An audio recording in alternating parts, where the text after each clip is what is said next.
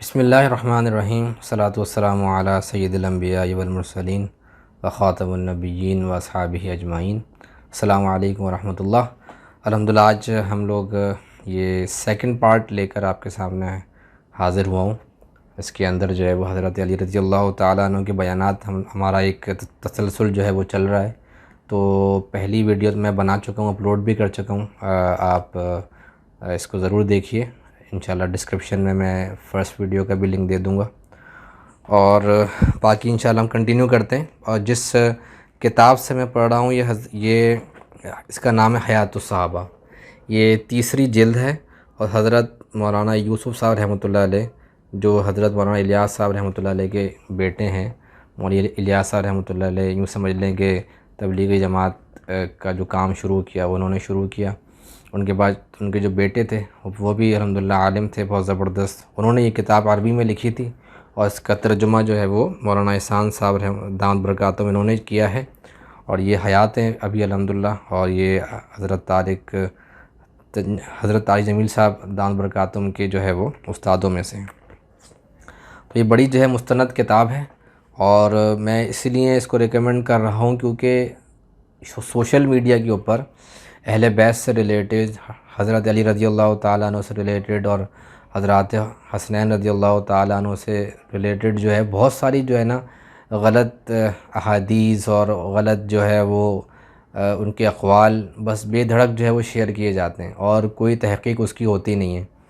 تو یہ اچھا موقع ہے کہ ان کے جو مستند احادیث ہیں، مستند واقعات ہیں، ان کے بیانات ہیں، وہ ان مستند کتابوں سے جو ہے پڑھے جائیں، تاکہ اہل بیت رضی اللہ تعالیٰ عنہ اجمعین کی زیادہ سے زیادہ جو ہے وہ ہمیں مستند چیزیں ہمارے سامنے ہوں، نہ کہ جھوٹی روایات، جھوٹے قصے ہمارے سامنے ہوں۔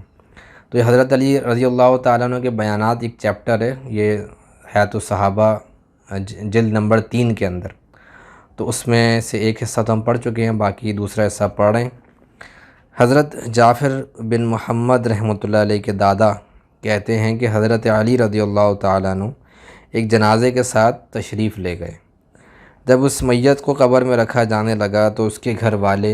اور رشتہ دار سب اونچی آواز سے رونے لگے۔ حضرت علی رضی اللہ تعالیٰ عنہ نے فرمایا کہ کیوں روتے ہو؟ غور سے سنو، اللہ جل شانہ کی قسم، ان لوگوں کے مرنے والے نے اب قبر میں جا کر جو منظر دیکھ لیا ہے، اگر یہ لوگ بھی وہ منظر دیکھ لیں تو یہ اپنے مردے کو بھول جائیں۔ موت کے فرشتے نے بار بار ان لوگوں کے پاس آنا ہے، یہاں تک کہ ان میں سے ایک بھی باقی نہیں رہے گا۔ پھر بیان کے لیے کھڑے ہوئے اور فرمایا کہ اللہ کے بندو، میں تمہیں اس اللہ سے ڈرنے کی وصیت کرتا ہوں جس نے تمہارے لیے مثالیں بیان کیں، تمہاری موت کا وقت مقرر کیا، اور تمہارے ایسے کان بنائے کہ ان میں جو بات پہنچتی ہے اسے سمجھ کر محفوظ کر لیتے ہیں، اور ایسی آنکھیں عطا فرمائیں کہ جو کچھ پردے میں ہے اسے وہ ظاہر کر دیتی ہیں، اور ایسے دل دیے جو ان مصائب اور مشکلات کو سمجھتے ہیں جو ان کی صورتوں کی ترکیب میں ان کو پیش آتے ہیں، اور اس چیز کو بھی سمجھتے ہیں جس نے ان دلوں کو آباد کیا، یعنی ذکر الہی کو۔ اللہ جل شانہ نے تمہیں بیکار پیدا نہیں کیا، اور تم سے نصیحت والی کتاب یعنی قرآن کو ہٹایا بھی نہیں، بلکہ تمہیں نصیحت والی کتاب عطا فرمائی، بلکہ پوری نعمتوں سے تمہیں نوازا اور مکمل عطیات دیے،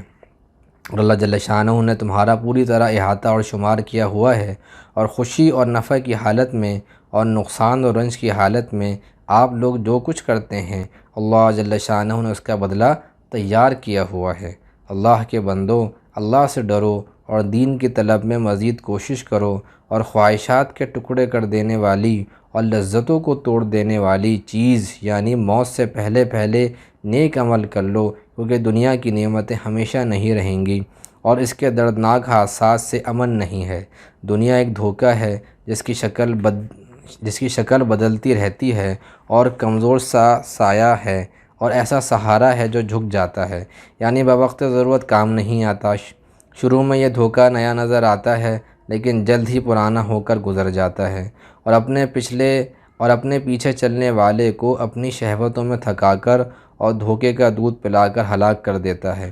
اللہ کے بندو، عبرت کی چیزوں سے نصیحت پکڑو، اور قرآنی آیاتوں اور نبی علیہ الصلوۃ والسلام کی حدیثوں سے عبرت حاصل کرو، اور ڈرانے والی چیزوں سے ڈر جاؤ، اور واعظ و نصیحت کی باتوں سے نفع حاصل کرو۔ سمجھو کہ موت نے اپنے پنجے تم میں گاڑ دیے ہیں اور مٹی کے گھر نے تمہیں اپنے اندر سمیٹ لیا ہے، اور بڑے سخت ہولناک مناظر تم پر اچانک آ گئے ہیں۔ ان مناظر کی تفصیل یہ ہے کہ سور پھونک دیا گیا ہے اور قبروں میں سے تمام انسانوں کو اٹھایا جا رہا ہے۔ مطلب یہ ایک طرح کا مراقبہ بھی ہے۔ دیکھیں کتنی زبردست الفاظ جو ہے وہ حضرت علی رضی اللہ تعالیٰ عنہ کے ہیں، اور بے شک یہ عربی میں ہوں گے، اور اس کو بڑی زبردست طریقے سے مولانا احسان صاحب دام برکاتہم نے کس طرح اس کو جو ہے وہ یہاں پہ اردو میں اس کو لکھا ہے، کیونکہ عربی تو ویسی اتنی جو ہے وہ گہری زبان ہے، اس کے کتنے مطالعے میں، اس کے باوجود جو ہے وہ اتنے زبردست اور اثر انگیز یہ الفاظ ہیں۔ تو ایک قسم کا مراقبہ بھی ہے کہ انسان مراقبہ بھی کرے اپنا، کہ میں یعنی کہ اگر میں مر جاؤں گا تو میرے ساتھ جو ہے وہ کیا کیا معاملہ ہوگا۔ تو اس سے ہم نے یہ بھی سنا بڑوں سے کہ یہ چیز جو ہے یہ مراقبہ کرنا موت کا، کہ ابھی انشاءاللہ یہ مراقبے کی چیزیں بتا رہے ہیں حضرت علی رضی اللہ تعالیٰ عنہ۔ یہ مراقبہ کرنے سے کیا ہوتا ہے؟ مراقبہ کیا ہے؟ تھوڑی دیر کی یہ سوچ ہے کہ انسان تھوڑی دیر کے لیے تھوڑا اکیلا بیٹھ جائے اور آنکھیں بند کر کے جو ہے وہ دل ہی دل میں سوچے کہ بھئی سور پھونکا جا رہا ہے اور سب لوگ مر رہے ہیں، میں بھی مر گیا ہوں، اور مجھے جو ہے وہ کفنایا جا رہا ہے، نہلایا جا رہا ہے، اور مجھے لے کے کندھے پہ لے کے جا رہے ہیں، قبر میں مجھے لٹا رہے ہیں، اور جو ہے وہ اس قسم کی ان چیزوں کو جو ہے وہ کیا کرے، تھوڑا سا مراقبہ کرے ان کے اوپر، تاکہ اگر یہ گناہوں کے اندر زیادہ ملوث ہے، دل سخت ہے اس کا اور نفس اس کا سرکش ہے، تو یہ کیا کرنے والا بن جائے، ان مراقبوں سے کیا ہوگا، اس کا جو ہے وہ نفس ٹوٹے گا۔ تو میں اس کو کنٹینیو کرتا ہوں۔ تو سور پھونک دیا گیا ہے اور قبروں میں سے تمام انسانوں کو اٹھایا جا رہا ہے، اور اللہ جل شانہ اپنے زبردست قدرت سے تمام انسانوں کو ہانک کر محشر میں لا رہے ہیں اور حساب کے لیے کھڑا کر رہے ہیں۔ اچھا، یہاں پہ ایک چیز مجھے یاد آ رہی ہے کہ میں نے حضرت مولانا طارق جمیل صاحب سے یہ بات سنی تھی بیان کے اندر کہ فَإِنَّمَا هِيَ زَجْرَةٌ وَاحِدَةٌ، تو اس کے اندر ایک قرآن کی آیت کا مفہوم ہے کہ زجرہ کہتے ہیں ہانکنے کو، تو یہ وہی حضرت علی رضی اللہ تعالیٰ عنہ مثال بیان کر رہے ہیں کہ انسان کو ہکا کے جس طرح ایک جو ہے وہ ایک آواز لگتی ہے، مثال انہوں نے یہ دی تھی اس طرح کہ جب ایک ریوڑ ہوتا ہے، جب ہوتا ہے کسی بھی مطلب جانوروں کا اور بھیڑوں کا اور بکریوں کا، تو اس میں جو چرواہا ہوتا ہے وہ کیا کرتا ہے، وہ ایک آواز لگاتا ہے، وہ ایک ایسی وہ ہاں کر کے ایک ایسی آواز لگاتا ہے کہ وہ جو ہے چلنے لگ جاتی ہیں، پھر آواز لگاتا ہے وہ رک جاتی ہیں۔ تو اسی طرح وہ ایک زجرہ کی ایک آواز ہوگی، ایک زجرہ ہوگی، ایک ہانکنے والے کی ایک آواز ہوگی جو ان کو ہکا کے جو ہے وہ محشر کے میدان میں جو ہے وہ لے جائے گی اور حساب کے لیے کھڑا کر رہے ہیں۔ اور ہر انسان کے ساتھ اللہ نے ایک فرشتہ لگا رکھا ہے جو اسے محشر کی طرف ہانک رہا ہے۔ ابھی ہم سوچیں کہ بھئی میں یہ سوچوں کہ میرے ساتھ بھی وہ جو ایک فرشتہ ہوگا جو مجھے ہانک رہا ہوگا، میرے اعمال اچھے ہوں گے تو ہو سکتا ہے کہ اس کے اندر نرمی ہو اور وہ صحیح طریقے سے ہانک رہا ہو، اور اگر برے ہوں گے تو پھر یہ صورت ہمارے سامنے ہے۔ اور ہر انسان کے ساتھ ایک فرشتہ ہے جو اس کے خلاف اس کے برے اعمال کی گواہی دے رہا ہے۔ اور زمین اپنے رب کے نور سے چمک اٹھی ہے اور اعمال کے حساب کا دفتر لا کر رکھ دیا گیا ہے، اور انبیاء علیہ الصلاۃ اور گواہ سب حاضر کر دیے گئے ہیں، اور ان کے درمیان انصاف کے ساتھ فیصلہ کیا جا رہا ہے، اور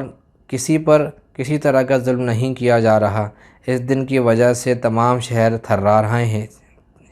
رہے ہیں اور ایک اعلان کرنے والا اعلان کر رہا ہے، اور یہ اولین اور آخرین کے باہمی ملاقات کا دن ہے، اور اللہ جل شانہ کی طرف سے خاص تجلی ظاہر ہو رہی ہے، اور سورج بے نور ہو رہا ہے، جگہ جگہ وحشی جانور گھبرا کر اکٹھے ہو گئے ہیں، اور چھپے ہوئے تمام راز کھل گئے ہیں، اور شریر لوگ ہلاک ہو رہے ہیں، اور انسانوں کے دل کانپ رہے ہیں، اور جہنم والوں پر اللہ جل شانہ کی طرف سے ہلاک کر دینے والا رعب اور رلانے والی سزا اتر رہی ہے۔ جہنم کو ظاہر کر دیا گیا، اسے دیکھنے میں اب کوئی آڑ نہیں ہے، اس میں آنکڑے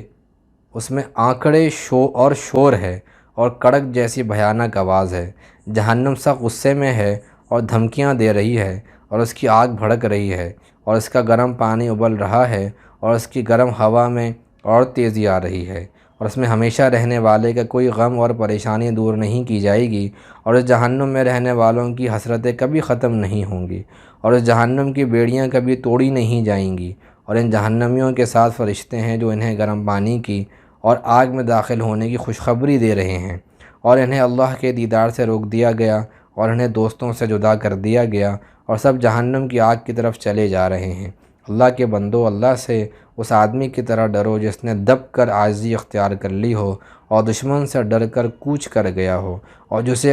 جسے برے کاموں سے ڈرایا گیا ہو اور وہ دیکھ بھال کر ان سے رک گیا ہو اور جلدی جلدی تلاش کرنے لگا ہو اور بھاگ کر نجات حاصل کر لی ہو، اور آخرت کے لیے اس نے نیک اعمال آگے بھیج دیے ہوں جہاں لوٹ کر جانا ہے، اور نیک اعمال کے توشے سے اس نے مدد حاصل کی ہو، اور بدلہ لینے اور دیکھنے میں اللہ کافی ہے، اور جھگڑنے اور حجت کرنے میں اللہ کی کتاب کافی ہے، اور جنت ثواب کے لیے اور جہنم وبال اور سزا کے لیے کافی ہے، اور میں اپنے لیے اور آپ لوگوں کے لیے اللہ سے مغفرت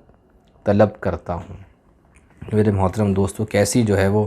حضرت علی رضی اللہ تعالیٰ عنہ کی طرف سے جو ہے وہ بے رغبتی کا یہاں پہ جو ہے وہ اعلان ہو رہا ہے، اور کیسی یہ بات ہے۔ اللہ تعالیٰ سے دعا ہے کہ اللہ تعالیٰ جو ہے وہ سب سے پہلے میرے دل کے اندر یہ بات اتار دے، اور پھر جو لوگ سن رہے ہیں ان کے دل میں یہ بات اتار دے۔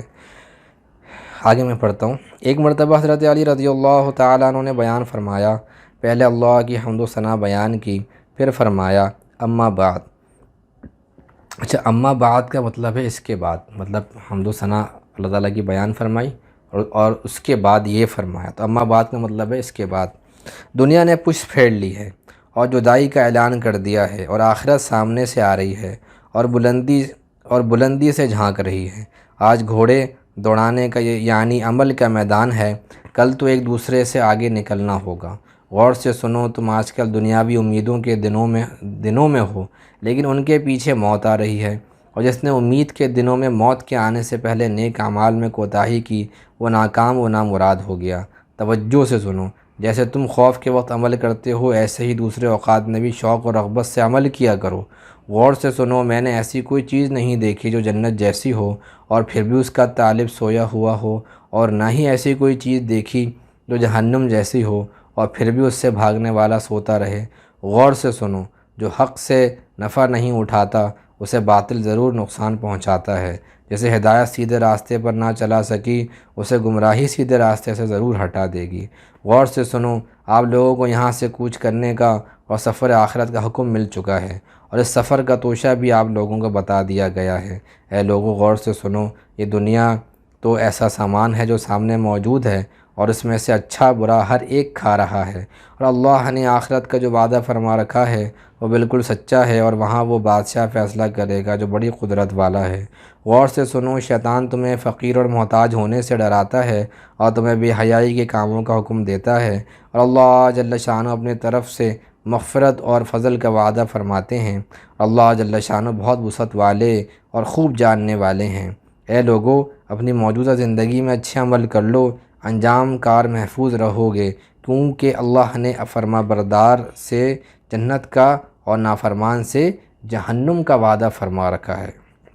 جہنم کی آگ میں جہنمیوں کا چیخنا کبھی ختم نہ ہوگا، اس کے قیدی کو کبھی چھڑایا نہیں جا سکے گا، اور اس میں جس کی ہڈی ٹوٹے گی تو کبھی جڑ نہ سکے گی۔ اس کی گرمی بہت سخت ہے، وہ بہت گہری ہے، اور اس کا پانی خون اور پیپ ہے۔ اور مجھے تم پر سب سے زیادہ خطرہ دو باتوں کا ہے، ایک خواہشات کے پیچھے چلنے کا، دوسرے امیدیں لمبی رکھنے کا۔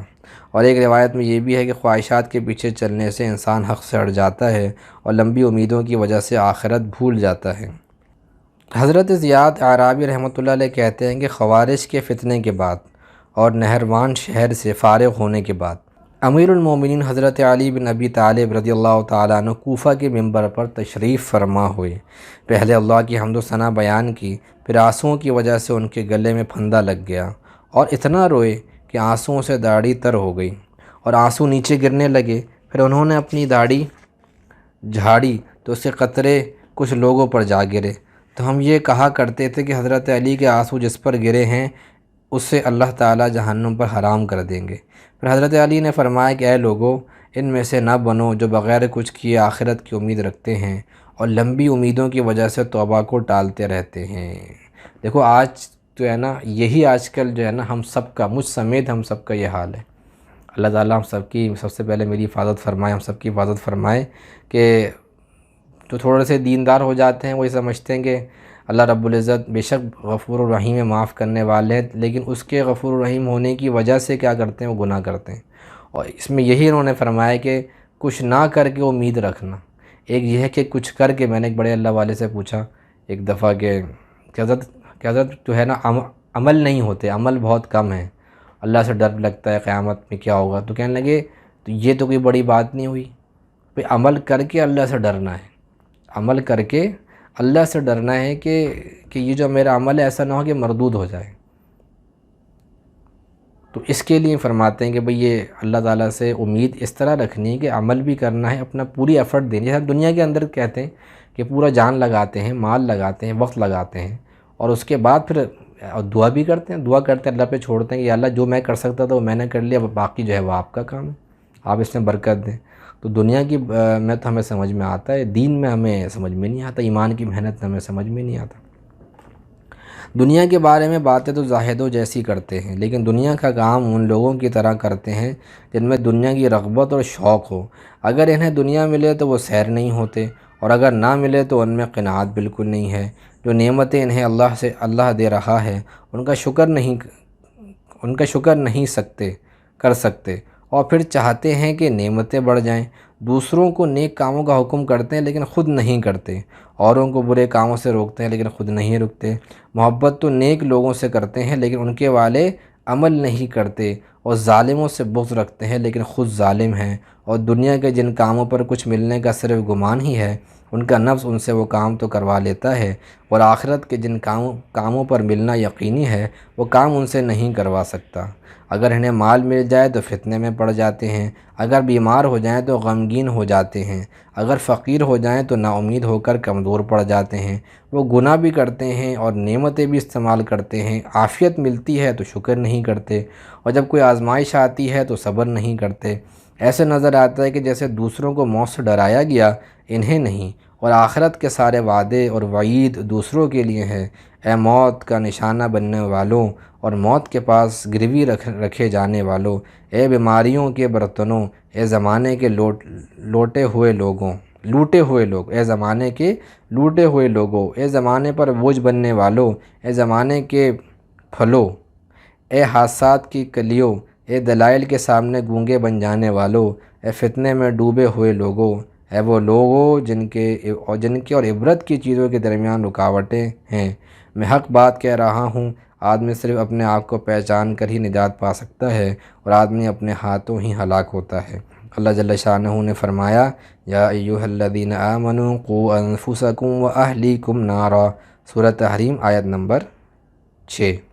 اے ایمان والو، تم اپنے کو اور اپنے گھر والوں کو دوزخ کی آگ سے بچاؤ۔ اللہ جل شانہ ہمیں اور آپ کو لوگوں میں سے بنائے جو واعظ و نصیحت سن کر قبول کر لیتے ہیں، اور جب ان کو عمل کی دعوت دی جاتی ہے تو وہ اسے قبول کر کے عمل کر لیتے ہیں۔ میں تو ابھی یہ پڑھ رہا ہوں، اور یہ فرسٹ ٹائم ہی پڑھ رہا ہوں، اس سے پہلے یہ شاید میں نے نہیں پڑھا یہ کہیں، تو ایسا لگ رہا ہے کہ میرے ہی بارے میں بات کہی جا رہی ہے۔ اور جو آج کل زمانے میں چل رہا ہے کہ دوسروں کو تو نیکی کی تلقین کر رہے ہیں، خود عمل نہیں کر رہے، اور دوسروں کو یعنی کہ ظالم سے نفرت کرتے ہیں لیکن خود جو ہے گناہ کر کے ظالم ہو رہے ہیں۔ تو بڑا مطلب ایک طرح کا حضرت علی رضی اللہ تعالیٰ عنہ ایک انسان کا ایسا لگ رہا ہے کہ اس دور کے انسان کا آپریشن کر رہے ہیں۔ اس دور میں کتنے زاہد لوگ ہوں گے، کتنے اللہ والے ہوں گے، کتنے متقی ہوں گے، کتنے صحابہ ہوں گے، ان کے سامنے یہ باتیں حضرت علی رضی اللہ تعالیٰ عنہ کر رہے ہیں۔ تو اب میں اپنا حال دیکھ لوں، جو اس ویڈیو کو سن رہا ہے، دیکھ رہا ہے، تو وہ اپنا حال دیکھ لے، اپنے آپ کو اندر اپنے جھانک لے، اور اللہ تعالیٰ سے معافی مانگ لے کہ بھئی اللہ تعالیٰ ہمیں بھی جو ہے وہ عمل والوں میں بنا دے۔ اللہ تعالیٰ کے لیے کیا مشکل ہے؟ اللہ کے لیے تو مشکل ہی ہمارے لیے مشکل ہے۔ اللہ تعالیٰ 7 آسمان بنا سکتے ہیں، زمینیں بنا سکتے ہیں، چاند سورج کا نظام بنا سکتے ہیں، تو اللہ تعالیٰ ہمیں بھی جو ہے وہ عمل والا بنا سکتے ہیں۔ تو اللہ تعالیٰ سے دعا ہے کہ اللہ تعالیٰ ہم سب کو جو ہے وہ عمل والا بنا دے، خلوص والا بنا دے، اخلاص والا بنا دے، اور دین کو سیکھ کے آگے پہنچانے والا بنا دے۔ انشاءاللہ یہ سیکنڈ پارٹ ہم یہیں پہ ختم کرتے ہیں۔ آگے اور بھی بیانات ہیں، اور میری کوشش ہوگی ان کو 3-4 ویڈیوز کے اندر میں ان بیانات کو ختم کروں۔ باقی پھر آگے حضرات حسنین رضی اللہ تعالیٰ عنہ اجمعین کی بھی بیانات ہیں، انشاءاللہ اس کو بھی پڑھیں گے، اس سے بھی انشاءاللہ نصیحت حاصل کریں گے۔ اللہ تعالیٰ سب کو عمل والا بنا دے، دین کو سیکھ کر آگے پہنچانے والا بنا دے۔ السلام علیکم ورحمۃ اللہ وبرکاتہ۔